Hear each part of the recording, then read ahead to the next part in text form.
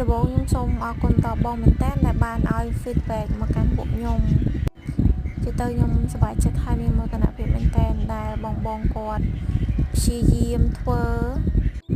ហើយខ្ញុំក៏សូមបញ្ជាក់ដែរថាខ្ញុំក៏បានបង្ហាញបញ្ចូលអស់ហើយខ្ញុំបោះបញ្ចូលអស់ក្បាច់ហើយអញ្ចឹងណាមិនថា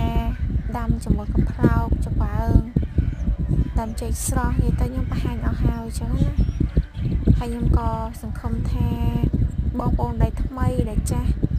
ដែលឆ្លាញ់ខាងវិស័យកសិកម្មដាំសិតចំបើងហ្នឹងក៏សង្ឃឹមថាពួកគាត់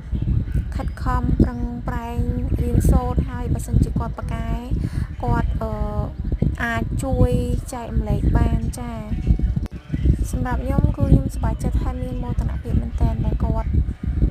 ធ្វើទៅបានជោគជ័យហើយគាត់ចេះចែកម្លែកជាមួយនឹងខ្ញុំអញ្ចឹងខ្ញុំក៏ខិតខំព្យាយាមស្រាវជ្រាវហើយចែកម្លែកបន្តដែរចាហើយខ្ញុំជួយគឺអស់ពីសមត្ថភាពហើយរឿងផ្សេងគឺពុកម៉ែបងប្អូន